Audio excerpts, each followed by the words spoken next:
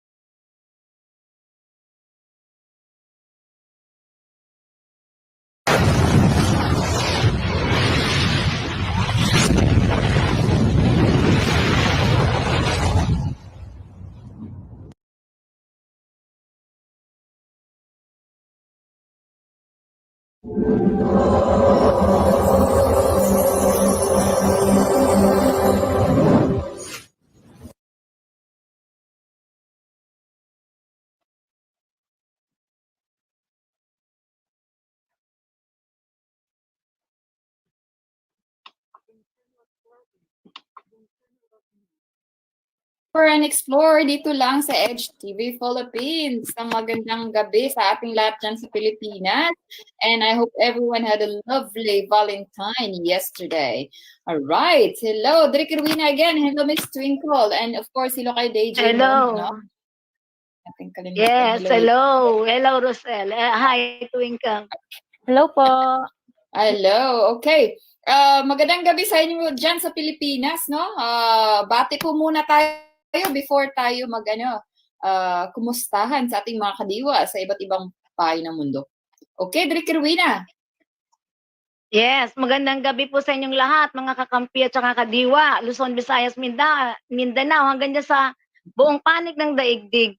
Huwag kayong aalis kasi meron tayong sorpresa ngayong araw na to at bubuksan natin ang ating bagong segment, On the Spotlight, kung saan magiging features natin ang isa sa mga paborito ninyong mga celebrity, pwede ring mga politicians or whatever, kung sino atang magiging guest. Kaya antabayanan nyo yan lagi sa ating mga bawat episode na darating.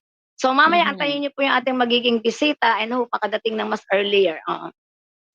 Sa mga kamag-anak ko dyan, Iloilo, Bicol, Salawang, yung mga Litpatak lang dyan, and of course sa Laguna, and sa Pasig, sa aking mga pamilya, at sa lahat ng mga kaklase ko nanonood yan sa lahat ng panig ng daigdig. Magandang gabi po sa inyong lahat. That's it. Okay, thank you. Back to you, Twinkle and Rosel. Ayan. Hello po, magandang Direk. gabi. Hello po, DJ Raymond. Hello po, mga kadiwa and kakampi. Kamusta na po kayo? Thank you po for having me here again sa paborito at nag-iisang channel po ng bayan, Edge TV Philippines Channel 31, Discover and Explore. Welcome po sa inyong lahat ng mga nanonood at sumusubaybay. Kamusta na po kayo? Happy Valentine's Day to all po. And happy Valentine's po kay Direk and Miss Rosel. Yes, oo nga pala. Happy Valentine. Valentine sa inyong lahat. Kumusta naman ang mga Valentine nyo? Well, as usual, I got one rose, of course, from a special person. Kahit na pala matanda, no? Basta laging meron kahit isang rose lang. Wow. Small details means a lot. Di ba? Yes, tama yan. At least something, di ba? At least something. Ayan. Sabi naman nila everyday daw naman ang Valentine. Kaya mga kadiwa, very surprisingly po, ang tatalakayin po natin today, kasi as what we've mentioned po here at Discover and Explore, we try to diversify po our topics from discoveries to explorations, mga current events, myths and facts, health, invention, and amongst others. And today, tatalakayin natin kung ano ba ang behind ng history o legend ng Valentine's Day. Bakit nagkakaroon ng Valentine? Yes. Saan po ito nanggaling? At ano po ang history background nito? At ang legend ng tinatawag nating Valentine's Day? O kailan po itong nagsimula? Ayan, very interesting po. Kasi nga, nagtataka tayo, nagsiselebrate tayo every February 14th of the year. Bakit hindi natin alamin kung ano nga ba ang ang pulot dulo ng Valentine? Ayan. Yes. Okay. Kasi buong mundo nagsiselebrate. Bigayan tayo ng bigayan ng mga flowers and chocolates and everything, no? Pero hindi natin alam kung anong meron sa kasaysayan ng Valentine, di ba? So ngayon, matutunghayan talaga nila ang katotohanan, di ba? Napaka-exciting. Masisindak sila. Tama yan. Kasi akalain natin, itong pagsiselebrate ng Valentine full of romance, love, and kisses. Pero pala, behind this history nito, meron din palang mga dark, bloody na muddled up na nangyayari. So alamin natin yan, mga kadiwa. Okay, before we proceed, ayan, si Miss Maridig's kasama din natin ulit ngayon today, no? Sabi niya, good evening. Good evening din sa'yo, Miss Maridig's. How are you, Miss Rosel, Derek Erwina, and Twinkle? Happy Valentine's Day. Belated, of course, is belated, no? Ayan, kaway-kaway. Kasi nga, Valentine's is fall on Sunday, kaya ngayon natin isi-celebrate ang Valentine. Happy Hearts Day, kaya sabi nila. Okay. Alright, umpisahan na natin. Ano ba? Anong legend ng Valentine. At sino si Saint Valentine? Kasi nga may historical background ito, biblical, Christian and Roman Yes. na history. Yes. Okay, That's sinong right. unahin natin? Sige, si Direk Rowena, magsimula po tayo sa inyo. Ano po ang history ng Valentine's Day? Ako ba? A Ang legend. history, Opo. umpisahan muna natin sa kay Saint Valentine. Si Saint Opo. Valentine ay isang pare. Noong panahon ng Roma, siya ay na-execute sa pamamagitan ng pagputol ng kanyang ulo dahil sa paglubag niya sa pinag-uutos ng emperor nung panahon na yon, no? So, ngayon, yun ang tatalakayin natin ngayon, okay? Kasi bakit ganito, Okay. no?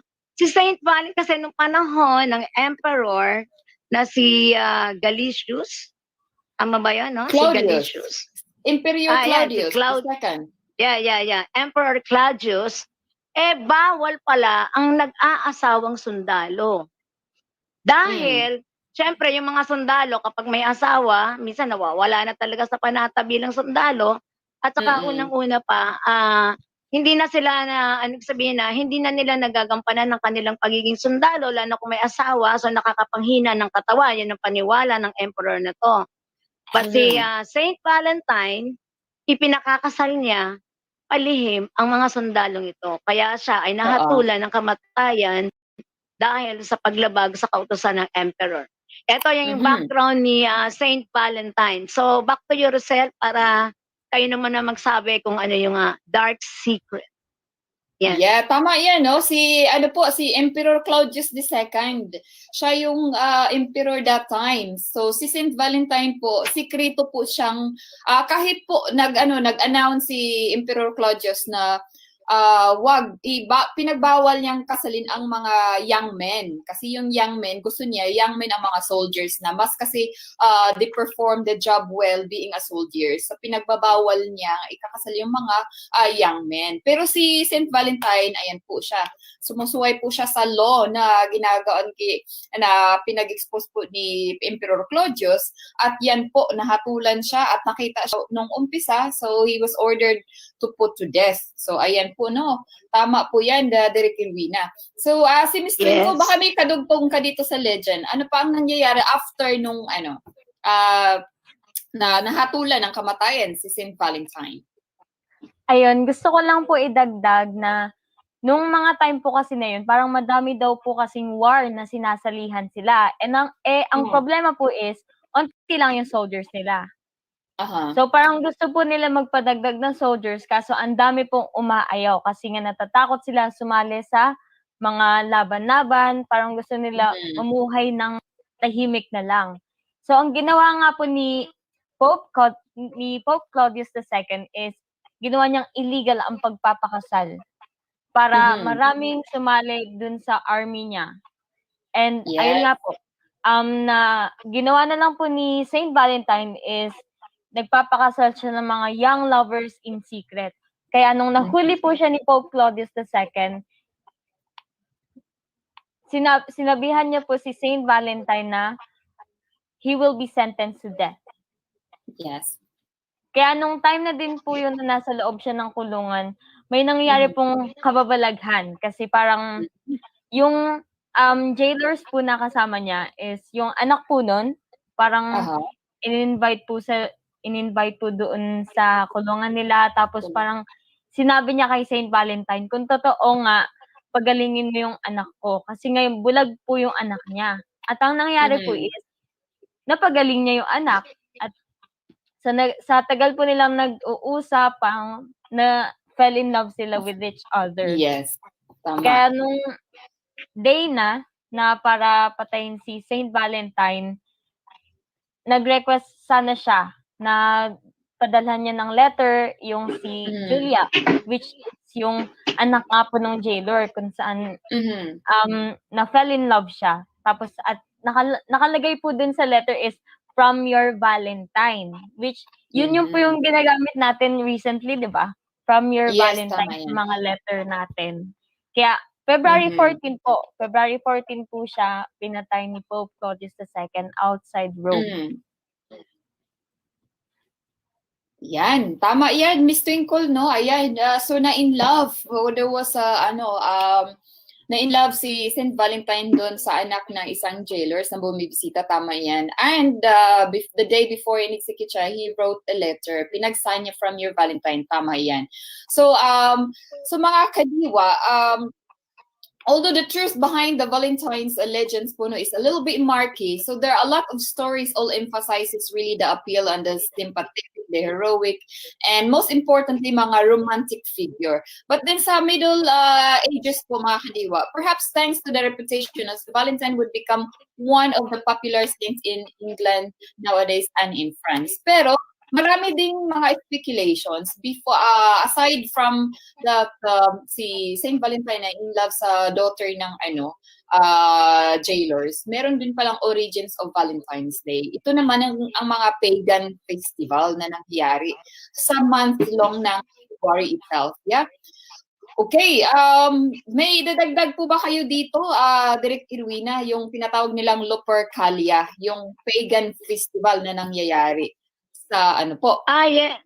Oo, yes. Okay. Etong pagan festival na to, sineselebrate nila from February 13 to 15, no?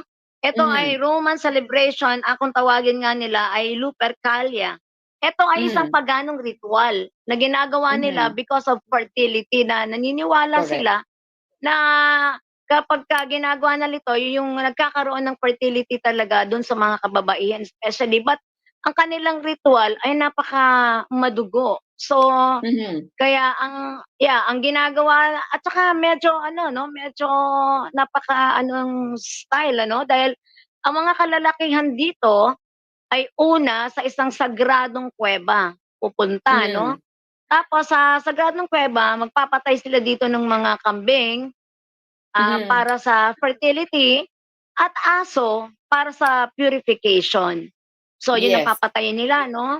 Ngayon, pagkatapos silang gawin ito, gagawin naman nila, hihiwa sila sa balat ng mga ito na parang hugis sinturon.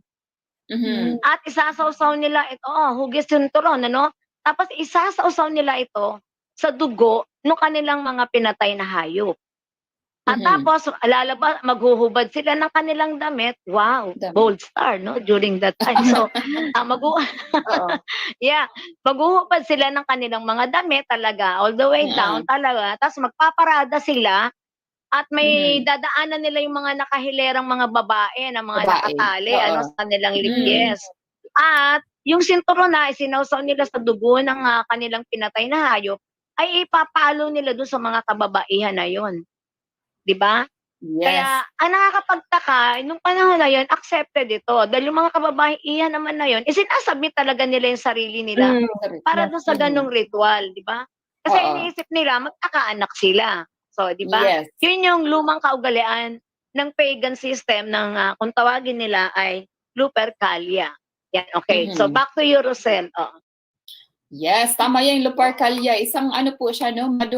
Madugong ritual yan. Isa pong ancient na pre-Roman pastoral festival po na ino-observe during before po, ino-observe po ito ang celebrated 15th of February para mga nila mga evil spirits and purity of the city. So hindi lang idadagdag ko lang sa sinasabi ni Direk Irwina, yung hindi lang hinahampasan ng sinturon na made of the skin of the goats and dog. Hindi lang mga babae ang hinahampasan, pero gently touched lang naman. Pinag-anuhan din nila yung mga crops harvested from their fields para din for abundance. Ayan. So they believe that fertility for the women and abundance for their mga crops. So ayan po. So okay, si Miss Twinkle, ano po bang maidagdag mo dito sa paganism na ito na pinapractice? So ayun nga po mga kakampi, mga kadiwa, mapapaisip talaga tayo paano nila naisip to at ba't nila naisip to, kasi nga brutal po talaga siya eh. Tapos and sabi po dito, later in the day, according to legend, all the young women in the city would place their names in a big urn. Parang susulat po nila yung mga pangalan nila, tapos silalagay po nila sa vase. The city's bachelors would each choose a name and become paired for the year with this chosen woman. These matches Mhm. often ended in marriage. So, ganun po pala ang ginagawa nilang, parang Yeah. matatawag nating blind date. Parang ganun Yes. po, di ba? Kasi Oo. parang pipili ka lang ng papel at kung sino man makuha mo, siya yung magiging date mo for the day. Tapos, Mhm. ang nangyayari is yung iba, parang napapakasal na. Mhm. Yan, tama yan, no? Yung Lupercalia, tinatawag Lupercalia, is nag-survive siya ng mga Christianity but was outlawed later on. So, mga ginagawa siya at the end of 5th century po, no? When the Pope Gelasius declared February 14 as the Saint Valentine's Day. So, it is not until much later po, mga kadiwa, na they become yung day na yung associated with love. So, during the Middle Ages, mga kadiwa, it was commonly believed na ang France at saka England ay nagsiselebrate po sila ng February 14 at the beginning of the birds mating season. So, ayan. So, ayan po yung mga connections din kung bakit 14th ang pinili nila na day to call a Valentine's Day. So, basically, ang 14, isang English poet po no si Geoffrey Chaucer was the first to record po, mga kadiwa, ng St. Valentine's Day as a romantic celebration. So meron siyang 1375 na poems na ginagawa. Ang title nito ay isang Parliament of Folly na sinusulat niya. So, ayan po, mga kadiwa, dagdag kaalaman sa ating lahat. So, yung mga Valentine greetings po natin today is very popular po ba sa Middle Ages pa. Hindi pa tayo na, meron na, itong Valentine's Day na si-celebrate na ito until then, 1400 century. Okay. Yes. Ayan. Oo. So, tatanungin natin sa sarili natin kasi pag naisip natin yung mga kadalasan po mga Valentine's card, meron pong Cupid, no? Kaya naalala na natin, bakit may Cupid? Who is Cupid? And what's the connection of Cupid para dun sa celebration ng Valentine's Day? May idea po ba kayo, Direk Erwina and Twinkle, kung bakit connected po sino po ba si Cupid? No, so, yun nga po. Valentine's Day. Actually, nung bata po ako, nung nakikita ko yung si Cupid na yun sa mga Valentine's Day cards, napapaisip ako, bakit parang ang daming mga Valentine's Day cards na ganun lang yung itsura niya, na parang yun nga, si Cupid dun po. So, ayun po pala, si Cupid po pala is often portrayed on Valentine's Day cards as a naked cherub launching arrows of love at unsuspecting lovers. At kilala din po siya as the Greek god of love. Sinasabi po nila na baka anak po siya ni Nyx and Erebus, at iba po sabi po ni Aphrodite and Ares, and sinasabi din po ng iba na si Iris and Zephyrus, or kahit si Aphrodite at saka si Zeus.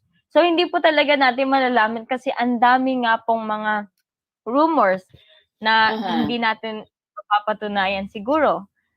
At sabi nga po dito, Eros was a handsome immortal played with the emotions of gods and men, using golden arrows to incite love and needed ones to sow aversion. So may hawak po lagi siya na pana. At ginagamit niya po 'yun as parang para ma-fall in love yung dalawang tao, pero hindi lang po para sa love. Ginagamit niya din po. Actually, may din po siya, may bow na for hate. Parang pag tinamaan ka na, pwede mong ma-hate yung isang tao na yon. At ayun nga, sabi nga po nila is parang heartthrob siya. Hindi lang siya parang isang cute na baby, heartthrob din po pala siya nung mga time na yun.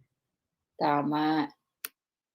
Ayan, very well said, Twinkle, no? Si Cupid. Pero kasi nga, pag naisip natin ngayon, yung very fat baby na naked lang siya na nakapana. So hindi lang pala ang inaano niya yung mga mai-in love. So pwede lang pala mga hatred, yung mga mischievous na mangyayari, no. Okay, Direk Erwina, ano po ba itadagdag natin? Sino po si Cupido? Si Cupid. Ang portrait po nito sa Valentine's Day. I think wala po si Derek. Oh, nawala si Derek. Okay.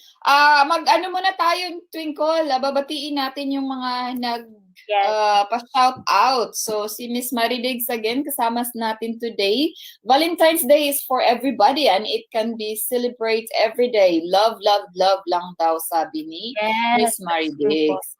Oo.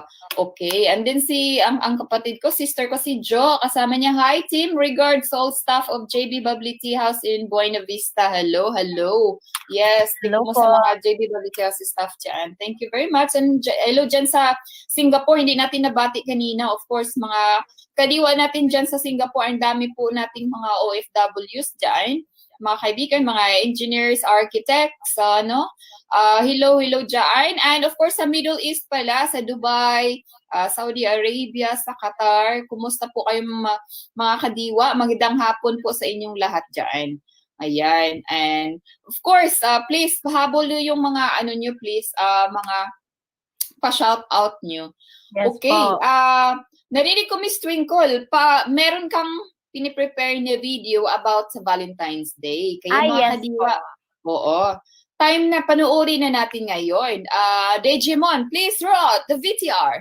Valentine's Day occurs every February 14 across the United States and other places around the world.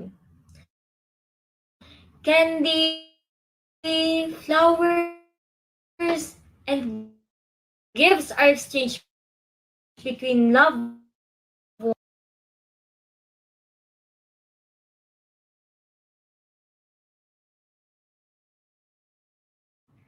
Valentine's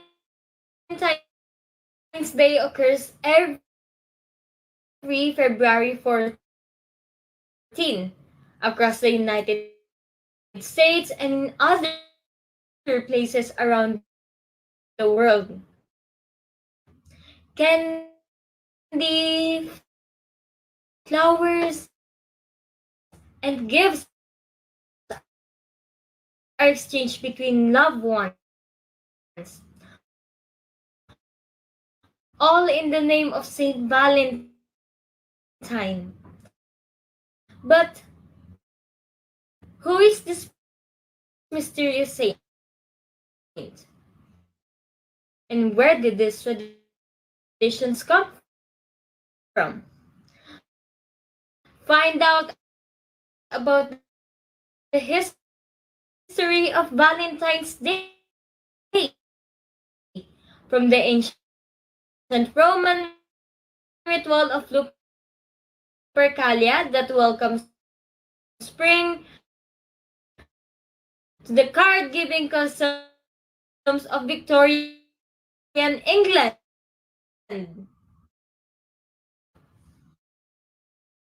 Here is the legend of Saint Valentine.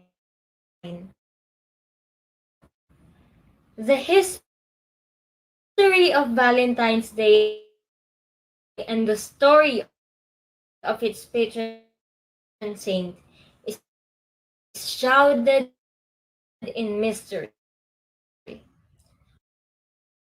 We do know that February has long been celebrated as a month of romance, and that Saint Valentine's Day, as we know it today, contains vestiges of both Christian and ancient Roman tradition. But who was Saint Valentine? And how did he become associated?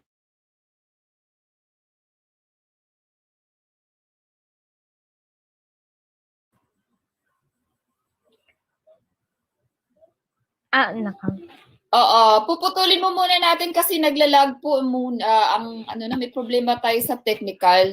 Hindi po kaya na ating yata hindi ma-download sa StreamYard. Sorry for the technical problems. Maya-maya itatry natin sayang kasi maganda ang presentation ni Miss Nicole. Miss Nicole, Eh, bakit oo. sinasabi Miss Nicole lagi? Twinkle, my goodness.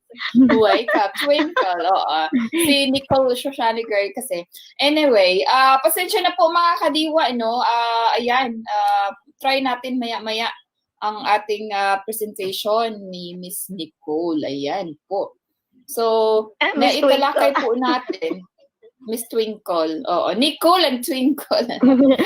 Magandang name. Oo.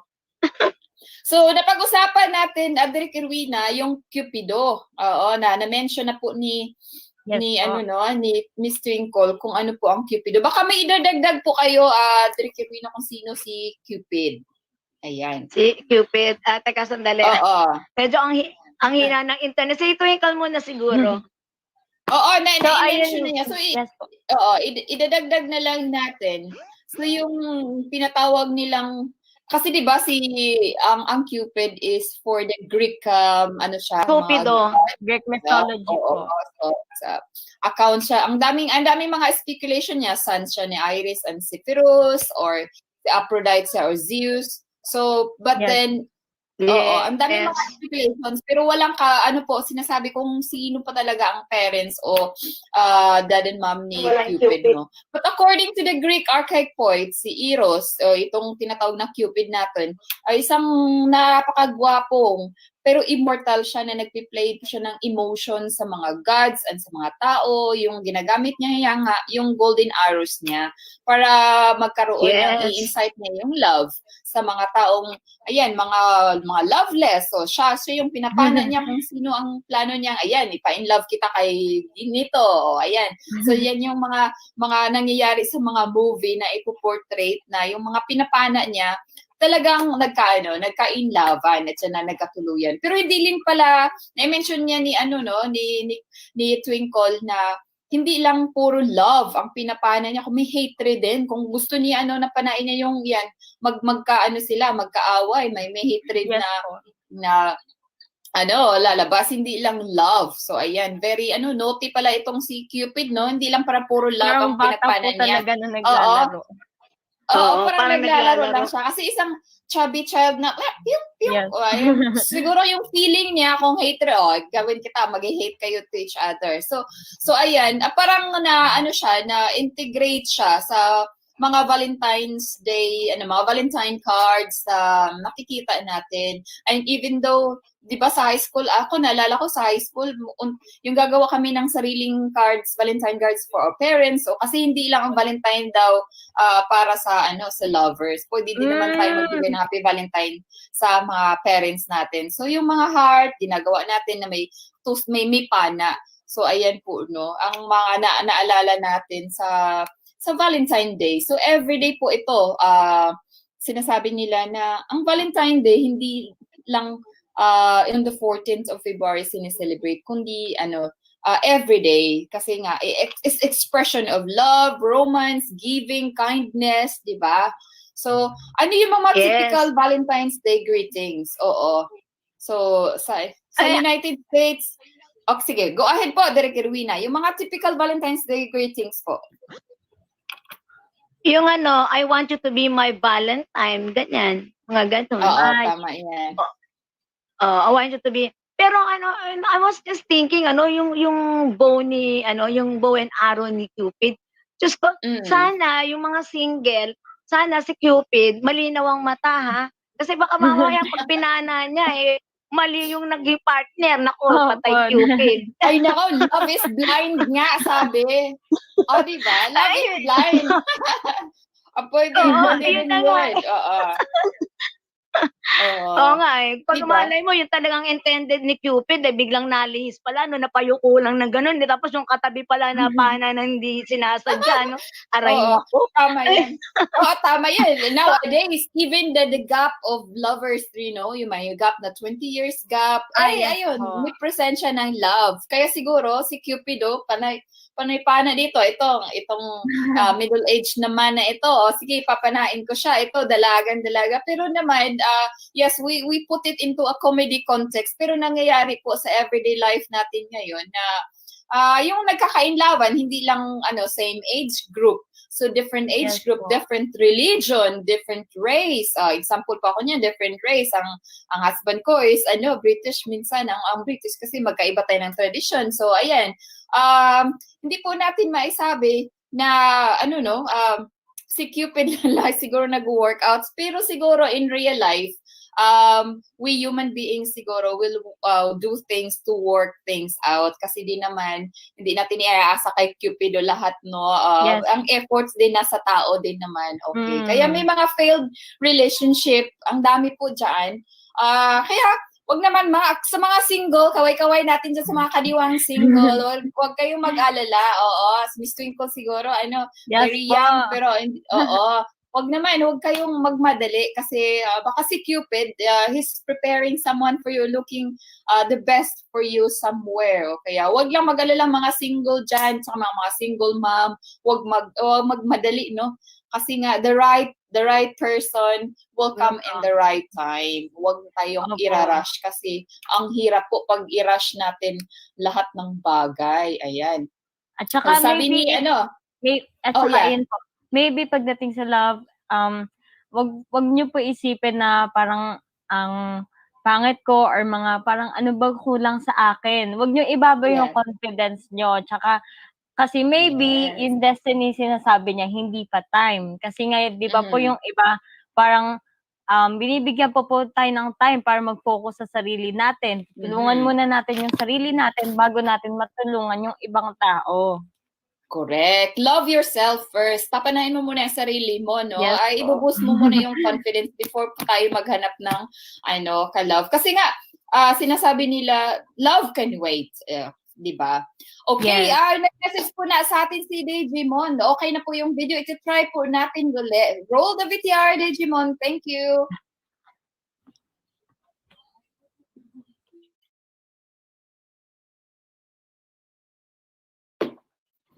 Valentine's Day occurs every February 14 across the United States and other places around the world.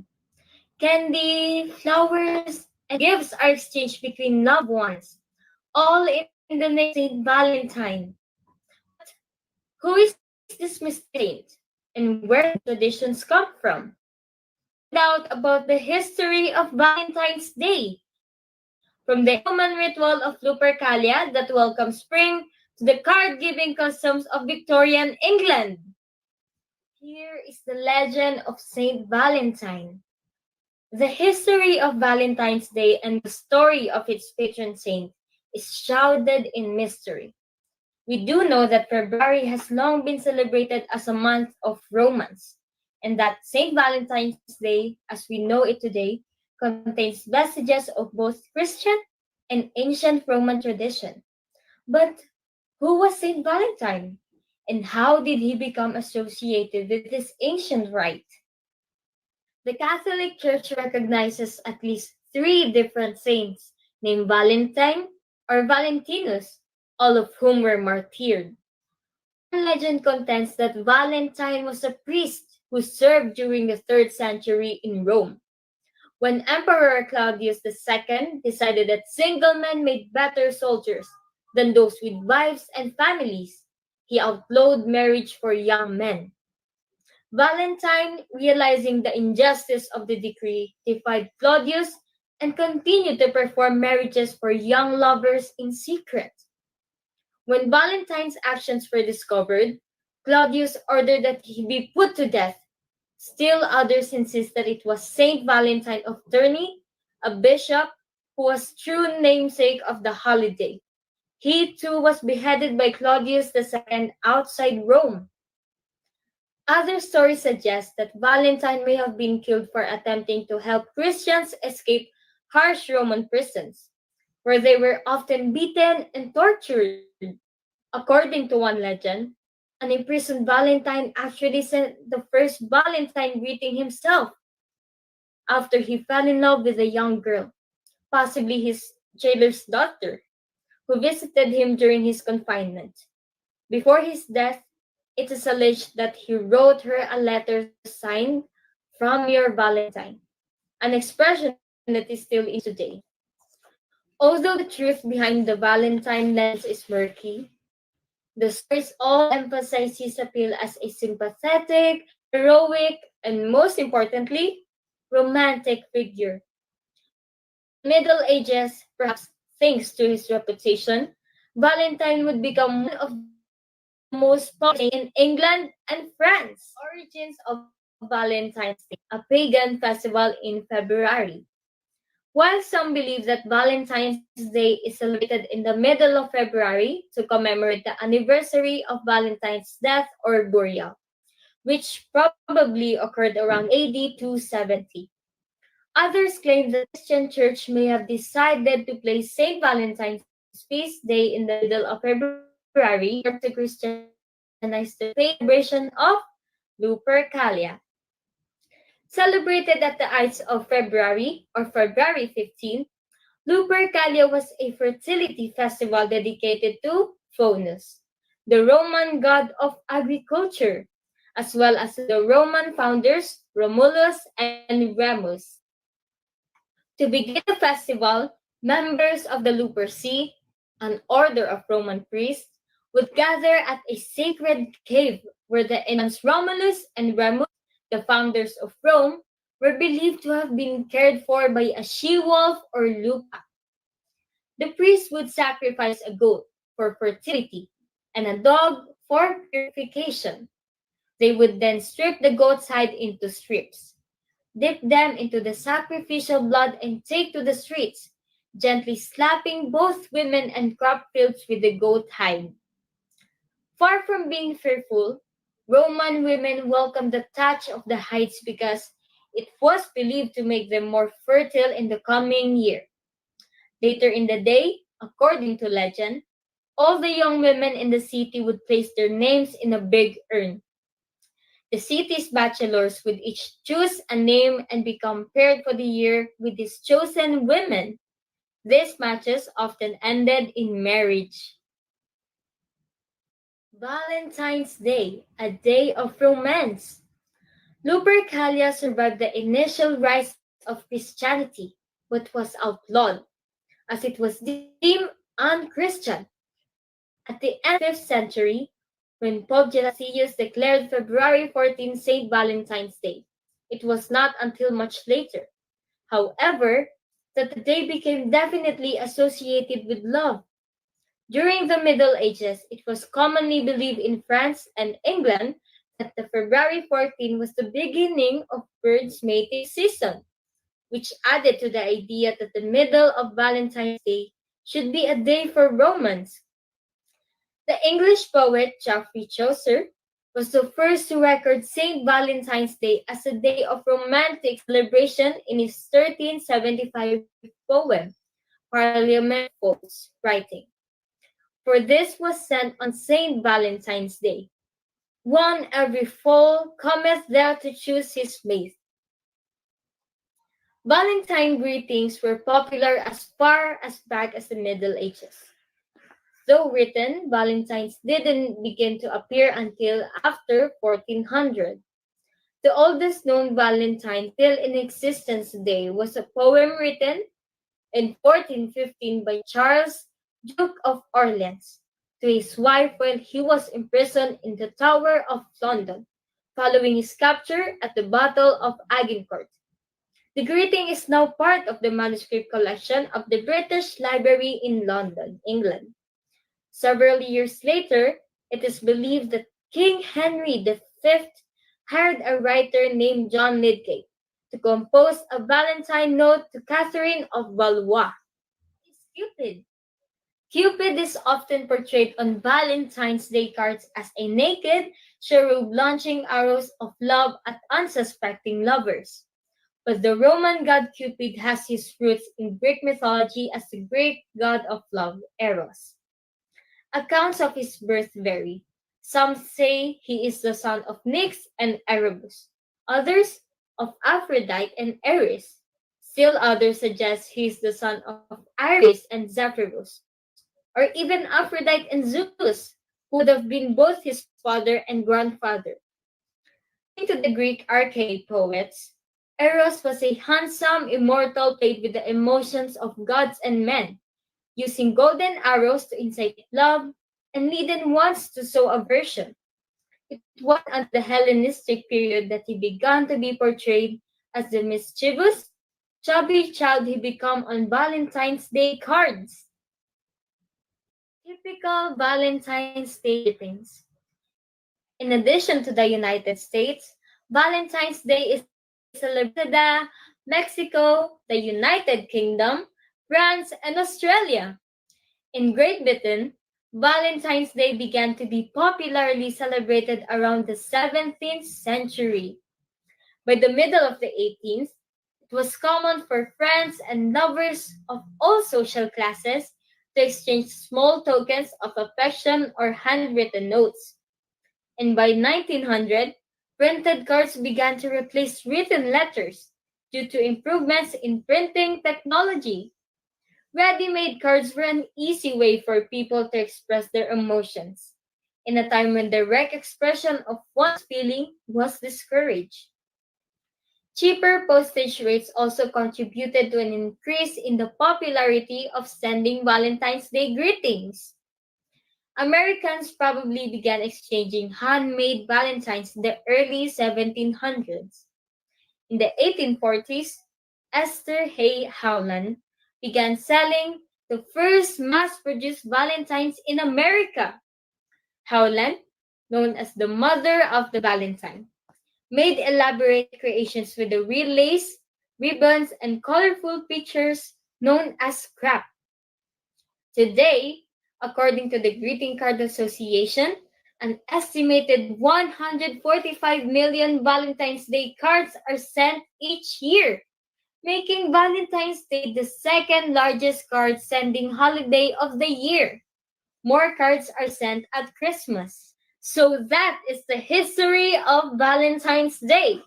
This is Twinkle Wenceslas of Edge TV Philippines, Channel 31, Discover and Explore.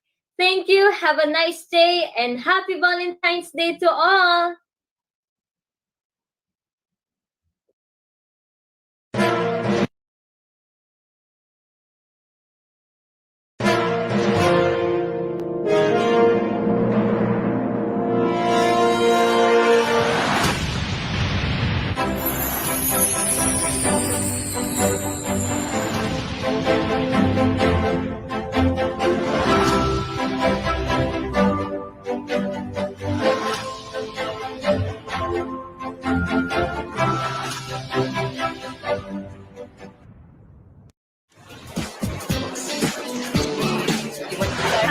I'm good.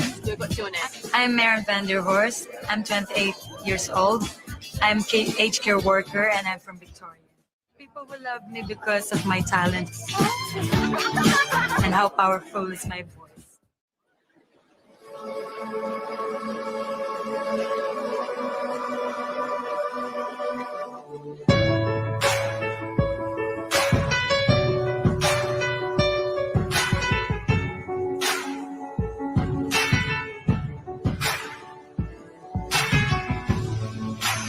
Remember those homes I've been, maybe they'll tumble down.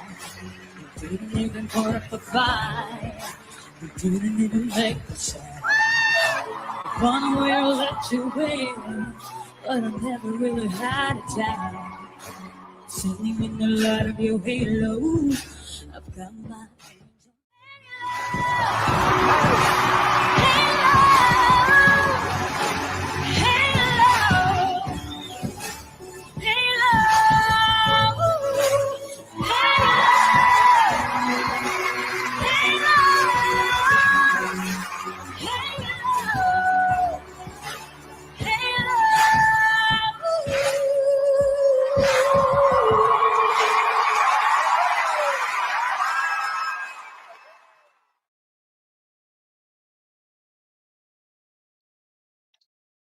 Ayan, hello, Miss Mary! Hello, how are you guys? Wow, powerful voice. Kumusta? Thank you. I'm good, thank you. I just finished my work. Sorry for that. Happy Valentine's Day po, Miss Mary. Happy Valentine's Day, everyone. Yes, same Sorry, to you. medyo madilim Oo. na. Because Oo. I'm in the car. Oh, all right. Okay. Oh, what's the time now there? It's you 9:51 in the evening.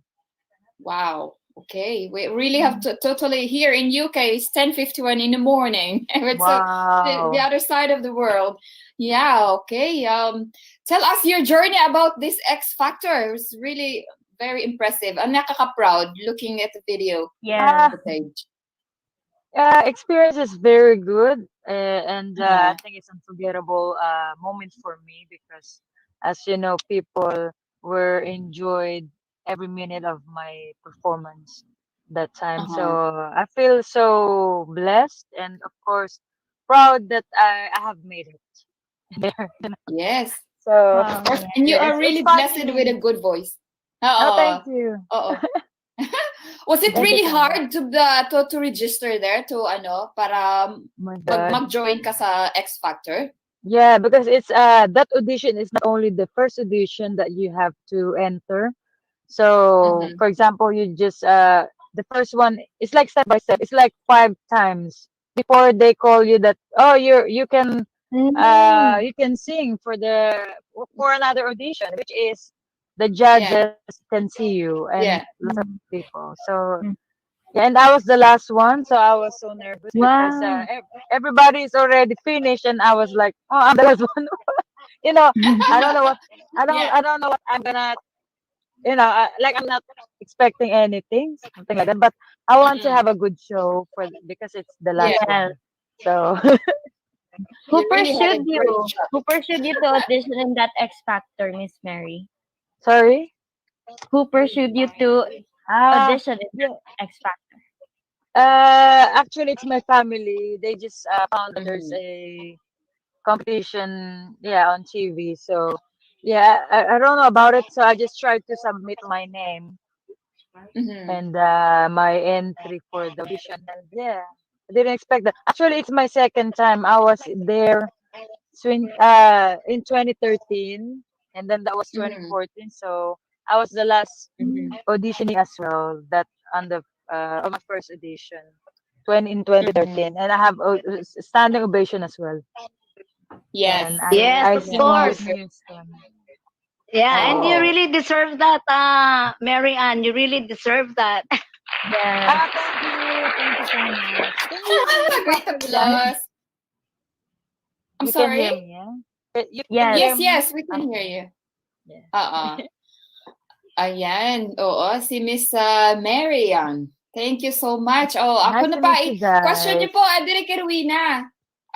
May Direct. mga ano po ba? May mga alok po ba sa inyo, Miss Mary, na mga recording, mga Do you have establishment? any upcoming Yes. project? I got because it was 2014.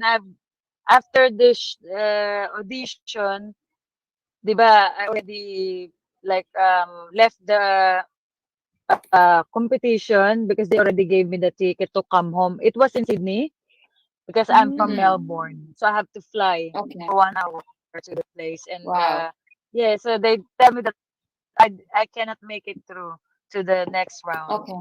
because Yeah. what do you call that, like because I was for me I think it's the reason is because I'm not citizen that time yet.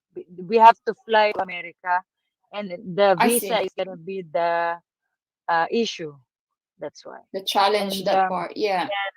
yeah. So what happened is after that I got a lot of opportunity concert in Mm-hmm. other country. I went to Wow. Europe. I went to America, and then in the Mm-hmm. Philippines as well. And uh, I've signed a contract from Alpha Records. Wow. So Okay. O kung may mga upcoming shows kayo or na aabangan natin, you can invite our Kadiwa now. yes, Miss guys. Mary. Okay. You can always see me online if you Mm-hmm. are, especially we have pandemic. Yeah, it's Yes. straight to your phone, guys. Just go to Uh-huh. sessionslive.com dash Marian Vanderhorst, and also my YouTube. Sometimes I do live there, and Right. also Facebook. Mm-hmm. I have new songs, 3 songs that Mm-hmm. I just released this year.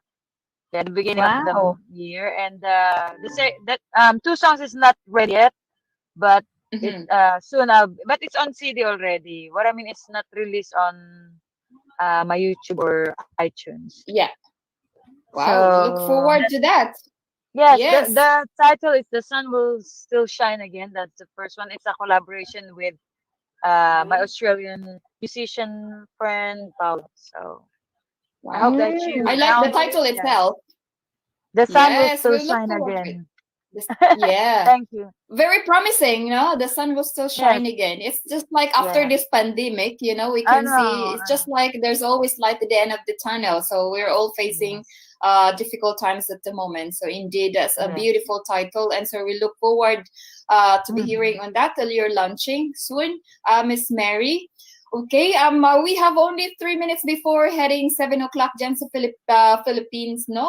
Babatiin muna natin ang mga kadiwa nating nagpa-shout out. Si Miss Maridix, may pa-shout out siya. Happy Valentine's Day to all, to my family and friends from Virginia, Georgia, California, Chicago, Pennsylvania, Oregon, Washington, D.C. I miss you guys and love you always. Thank you, Miss Maridix, for the shout out. And of course, yung pa-shout out din niya yung mga friends niya, Dasati, Diggs, and Villamil from Olongapo City. God bless us all. I hope to see you, Twinkle, Miss Rosel Dirkirina on Wednesday. Si Miss Malu din, kasama din natin ngayon. Sabi niya, hello everyone, good PM po. Shout out to Diggs family. God bless po. God bless din sa inyo, Miss Malug. And ito, si Shaira May Lazara. Kasama din natin ngayon. Good evening, everyone. Shout out to Diggs family, especially to Auntie Marie Diggs, na lagi po nanonood sa inyo. And also Tinga family, Lazara family watching from Olongapo City. Hello, mga friends natin dyan sa Olongapo City.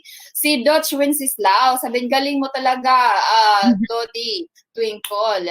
Yes, magaling talaga si Twinkle. Ang ganda ng presentation niya. Si Molipata, nag-hello po sa atin. Hello, good evening po. Hello din sa iyo, si Molipata. And welcome, Miss Mary. Sabi ni Miss Maridix. Thank you, Miss Maridix. Yes, we're really grateful that Miss Mary is with us today. So, and then belated happy Valentine's Day, Derek, Rose, sana po, Derek Ruinan, Twinkle, at sa lahat po ng viewers. Ayan, galing po yan kay Shara May Lazara. Ayan, mga kadiwa. We're enjoying, no? Kaya naubos po natin ang ating time. Again, magpapasalamat po tayo kay Miss Mary Van der Horst. Thank you. All the best. Thank you. Thank you and all the best for your upcoming shows, recordings, and your cities and your venture in the music world. And of course, Sana Mary, Yes. ma-invite ka namin muli, kasi medyo nagkaroon ako ng problem dito sa signal, so hindi kita masyadong na-interview. Oo. So, Parang ganun si Derek, on and off. Pero ayan, kaway-kaway lang Oo sa nga ating daan. Wala, pero Oh yes, may yes, pa yes, rin. yes. Just let me know. Just let me know, guys. Thank you. Keep in touch, okay? Yeah, keep in touch. Alright, mga thank kadiwa. you. Pagsamantala po muna kaming namamaalam sa inyong lahat. Again, thank you from Discover and Bye-bye. Explore team. Dito lang yan sa Edge TV Philippines. Magandang gabi o magandang araw at magandang umaga sa inyong lahat, saan man kayo sa bundakong mundo. And of course, salamat sa inyo. Please like and share our earrings today. Magandang gabi, Pilipinas. Mabuhay po tayong lahat. Yes, And thank you, happy Mary. Valentine. Thank you, Miss Yes, Mary. Bye-bye. Thank you. Bye. Bye. Bye, Kadiwa Kakampi. See you next time. Mary, Bye. baka. Bye, Mary.